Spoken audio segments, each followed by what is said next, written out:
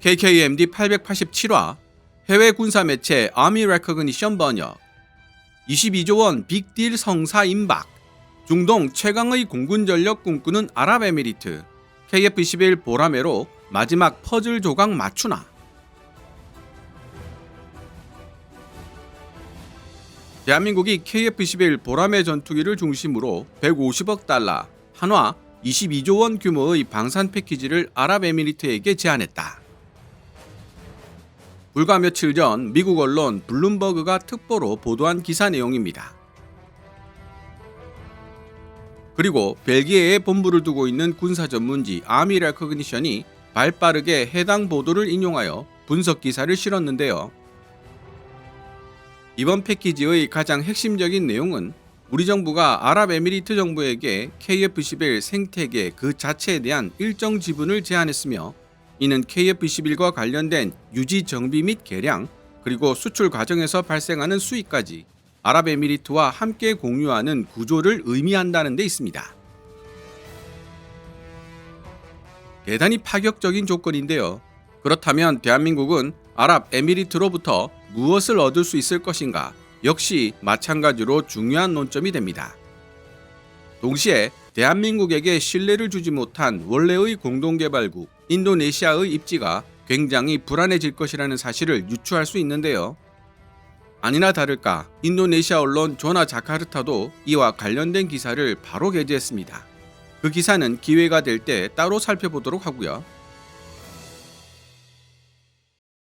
이야기를 풀어나가기에 앞서 현재 중동 지역 공군 전력 구도를 잠깐 살펴보도록 하겠습니다. 현재 중동 지역 최강의 공군 전력을 보유하고 있는 나라는 바로 이스라엘입니다. F-35I와 F-15 그리고 F-16으로 구성된 이스라엘 공군 전력은 질적으로도 최상위권을 차지하고 있으며, 그 배경에는 미국이 버티고 있습니다. 이스라엘을 제외한 나머지 중동 지역 주요 국가들의 공군 전력을 살펴보면, 사우디아라비아가 F-15SA에 유로파이터 타이푼을 운용하고 있고 F-35를 도입하려 하고 있지만 정치적 제약으로 성사되지 못하고 있는 상황입니다. 카타르는 라팔에 유로파이터 타이푼 그리고 F-15QA 도입을 진행 중에 있고요. 이란의 경우 노후화가 심각한 미-29, F-4, F-5, 수호-24 등을 운용하고 있으며, 최근 러시아제 수호이-35SE 도입을 시도하고 있지만 제한된 규모와 국제제재, 정비 문제 등이 항상 도사리고 있습니다. 마지막으로 아랍에미리트가 미국산 F-16EF 블락 60에 프랑스제 미라지 2000-9을 운용하고 있으며, 라팔 F4를 80대 정도 추가 도입할 예정입니다. 여기에 4.5세대 전투기 중 최상위권으로 인정받기 시작한 KF-21 보라매가 산업 생태계 지분까지 함께 공유하는 형태로 도입된다면 중동 지역 공군 전력에 어떤 변화가 생길지 예상해보는 것도 좋은 관전 포인트가 될 것 같습니다. 그럼 2025년 11월 19일 해외 군사 매체 아미 레커그니션이 게재한 기사를 번역해본 후 제 생각을 간단하게 말씀드리도록 하겠습니다. 아미 레커그니션 기사 원문은 노란색 글자로, 제 개인적인 생각이나 역주는 하얀색 글자로 표시됩니다.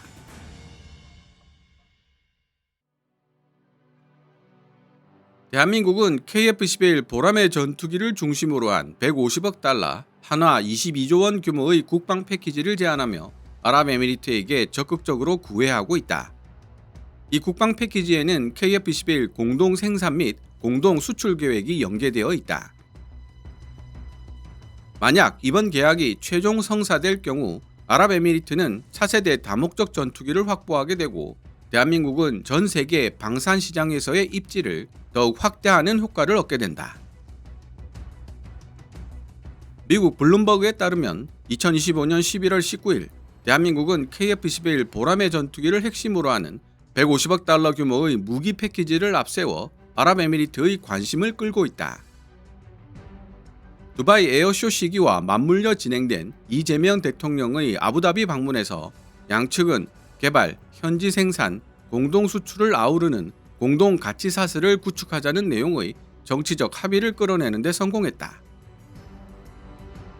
강훈식 비서실장은 해당 모델이 한국 기업들의 150억 달러 이상 규모의 계약을 열어줄 수 있다고 밝혔으며 아랍에미리트 공군 장교단은 이미 한국 항공우주산업 카이 시설을 방문한 뒤 KF-21 시제기에 직접 탑승해 비행까지 경험한 바 있다고 전했다. 한국 정부는 KF-21 생태계 그 자체에 아랍에미리트가 지분을 갖는 구조를 제안하고 있다. 이러한 구상에는 아랍에미리트 현지에서의 기체 최종 조립, 아랍에미리트 또는 EDGE 그룹 산하업체가 만든 하위 시스템의 통합, 중동 및 아프리카 지역에서 KF-21을 공동으로 마케팅하고 수출하는 방안까지 포함된다.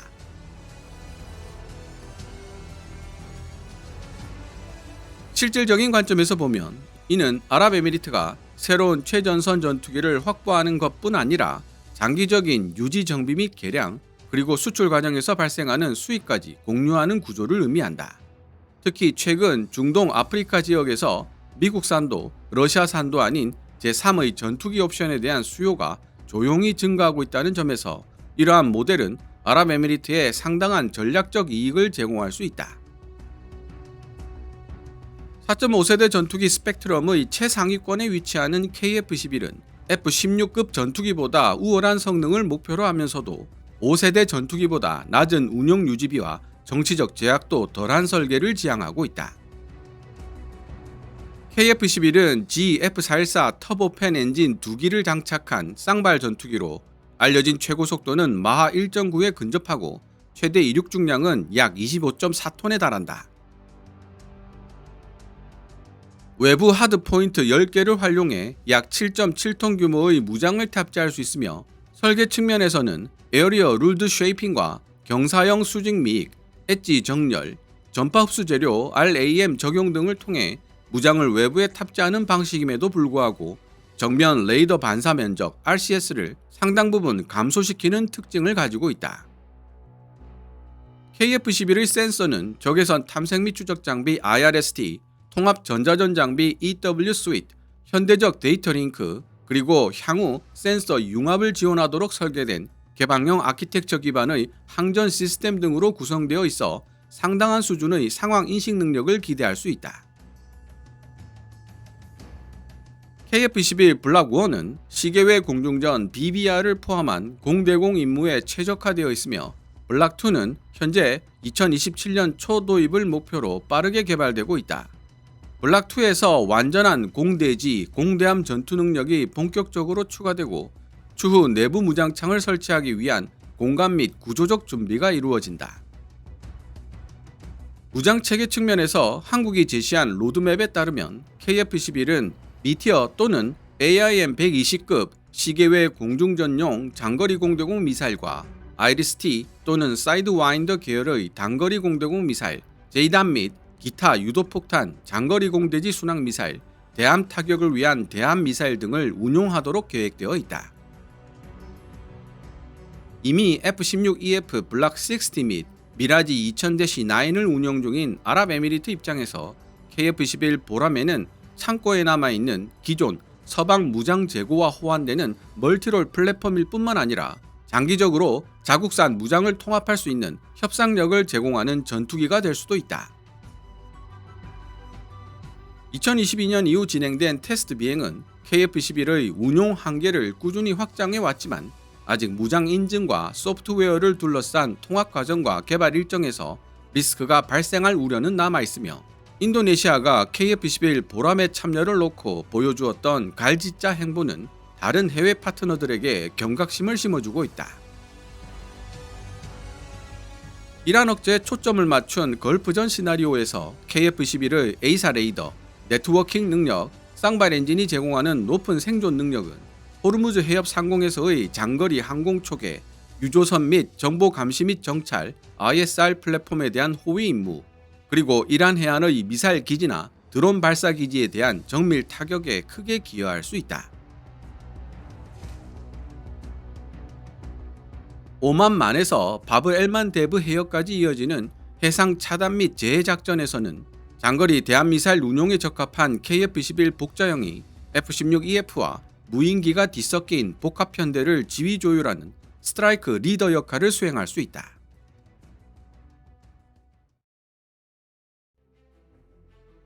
지난 10월에 개막된 아덱스 2025 한국항공우주산업 부스에서 만났던 KF-21 보람의 시스템 통합 엔지니어는 제게 KF-21 보람의 복자형이 어떤 의미인지 상세히 설명해 주었는데요.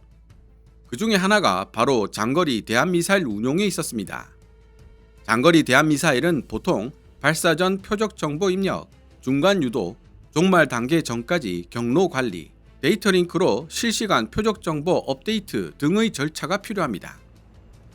이 과정을 조종사 혼자서 수행하기에는 부담이 너무 커서 보통 복자형 후방석에 탑승한 무장관제사 WSO가 담당하는 것이 표준 운용 방식입니다. 그러나 단자형만 존재하는 F-35의 경우에는 무장관제사의 역할을 인공지능이 대신해줘야 하죠. 동시에 미래 전투기들은 무인 전투기와 협업하는 유무인 복합 시스템까지 운용할 수 있어야 한다는 요구 조건까지 충족시켜야 하는 입장이라 최근 복자형의 장점이 부각되고 있다고 KF-21 보람의 시스템 통합 엔지니어는 설명해 주었습니다.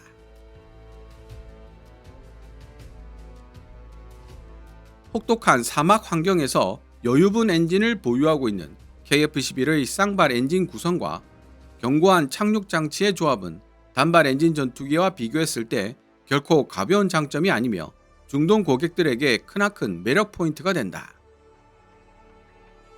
정치적 측면에서 보면 한국의 이번 제안은 F-35 협상 경로가 붕괴되면서 생겨난 미국과의 공백을 파고들고 있다. 아랍에미리트는 2021년 F-35와 첨단 드론을 포함한 230억 달러 규모의 패키지 협상을 중단했는데 이는 미국이 중국 화웨이 장비 사용을 제한하라는 요구와 더불어 광범위한 중국과의 기술 협력에 대한 우려를 판매 조건에 포함시켰기 때문이다.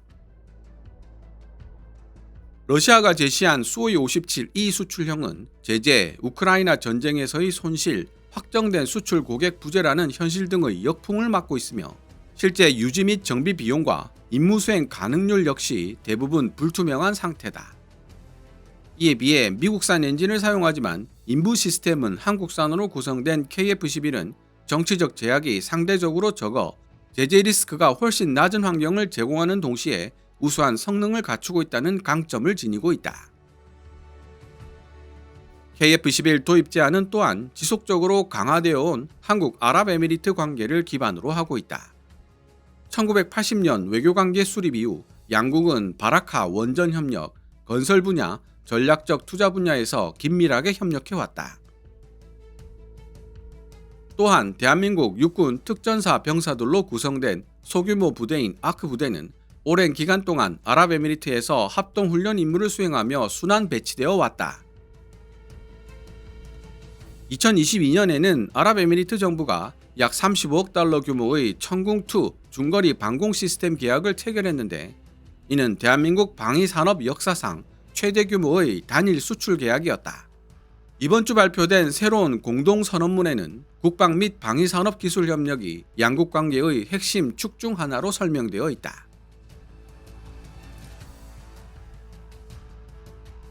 이번 KF-21 협상은 한국에게 걸프 지역의 고객을 확보하는 문제 그 이상의 의미를 가진다.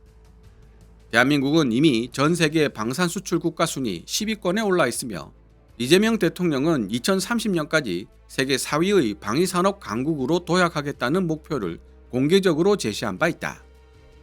이를 위해 대한민국은 K2 주력전차, K9 자주포, K239 천무 다연장 로켓포, FA-50 경전투기 같은 플랫폼들을 선봉으로 내세우고 있다. 한국 방산업체들은 이미 빠른 납품과 공격적인 가격 전략, 현지 생산에 적극 협조하는 태도 등을 통해 명성을 쌓아왔다. 예컨대 폴란드와 루마니아에서의 K9 현지 생산, 중동 지역에서의 각종 미사일 시스템 협력 등이 그 사례다.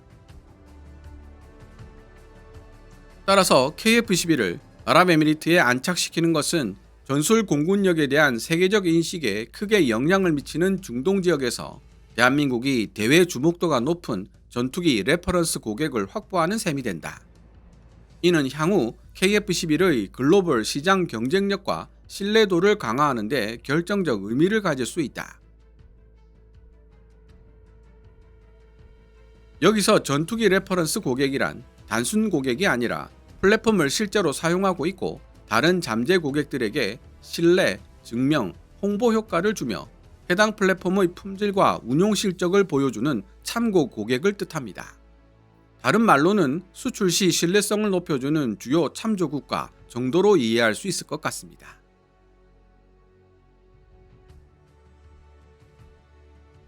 미국 F-35는 스텔스 성능과 센서 융합 등 모든 면에서 타의 추종을 불허하는 무적의 전투기지만 아랍에미리트 정부가 받아들일 수 없는 수준의 정치적 조건들과 과도하게 주권을 침해하는 최종 사용자 감시를 수반하고 있다.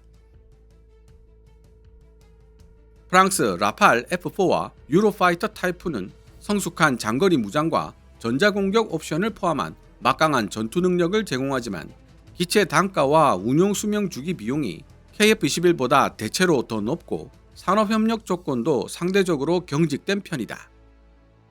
특히 프랑스 라팔 생산 라인은 이미 인도, 그리스, 아랍에미리트 자체의 기존 주문 물량을 처리하느라 고전분투하고 있으며 유럽 방산업계는 신규 고객을 위한 생산 능력 확대에 어려움을 겪고 있다.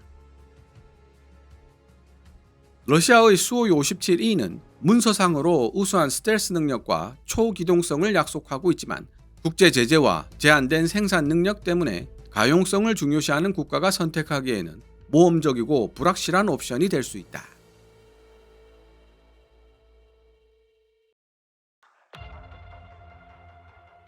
지금까지 해외 군사 매체 아미 레커그니션이 게재한 기사를 번역해 보았습니다. 블룸버그와 아미 레커그니션 기사 내용으로 봤을 때 아랍에미리트의 KF-11 보람의 지분 참여는 현실로 실현될 가능성이 높은 것으로 분석됩니다. 물론 방산 계약은 단순히 무기의 성능만으로 결정되는 것이 아니고 정치, 외교, 경제, 기술 같은 다양한 요소들이 고려되기 때문에 최후의 순간까지 긴장을 늦출 수는 없습니다. 그러나 정말로 아랍에미리트를 KF-11 보람의 지분 참여자로 끌어들일 수 있다면 대한민국이 얻을 수 있는 메리트는 기사 내용 중 한 대목에 잘 나타나 있습니다. 바로 KF-11을 아랍에미리트에 안착시키는 것은 전술 공군력에 대한 세계적 인식에 크게 영향을 미치는 중동 지역에서 대외 주목도가 높은 전투기 레퍼런스 고객을 확보하는 데 있다. 이는 향후 KF-11의 글로벌 시장 경쟁력과 신뢰도를 강화하는 데 결정적 의미를 가질 수 있다는 대목이죠. 아랍에미리트가 KF-11을 채택할 경우 군사 및 작전 측면에서 미칠 영향에 대해서도 아미 레커그니션은 잘 분석하고 있는데요. 아랍에미리트는 이미 F-16EF로 장거리 초계 및 요격 능력을 갖추고 있지만 최신식 A사 레이더와 미티어를 탑재한 KF-11이 추가되면서 잠재적 적성 국가들의 공군 전술기 운용에 큰 부담을 안겨줄 것입니다.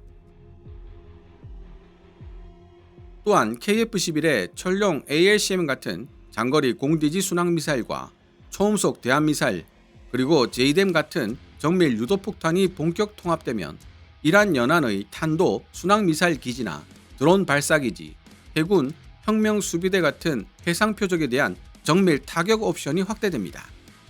즉, 이란의 반접근 지역 거부 A2AD 체계에 대한 가성비 좋은 한국제 타격 옵션이 추가되는 효과가 발생하게 되겠죠.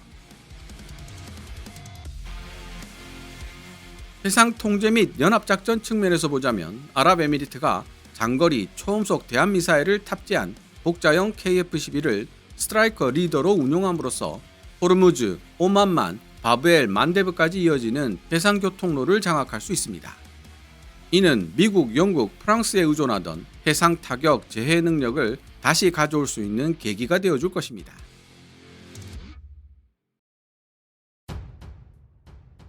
마지막으로 아랍에미리트가 유지 정비가 손쉽고 가동률 우수한 4.5세대 쌍발 전투기 KF-11 보라매를 다수 보유하게 되면 위기 발생 시 실제로 비행시킬 수 있는 전투기 숫자, 즉 가용 소티에서 질적, 양적인 우위를 점할 가능성이 높습니다. 물론 5세대 전투기로 개량 가능하다는 어드밴티지도 무시할 수 없겠지만요. 아마 아랍에미리트 군 관계자들도 이런 사실을 모르고 있지는 않을 것 같습니다. 이에 대한 시청자 여러분들의 의견은 어떻습니까?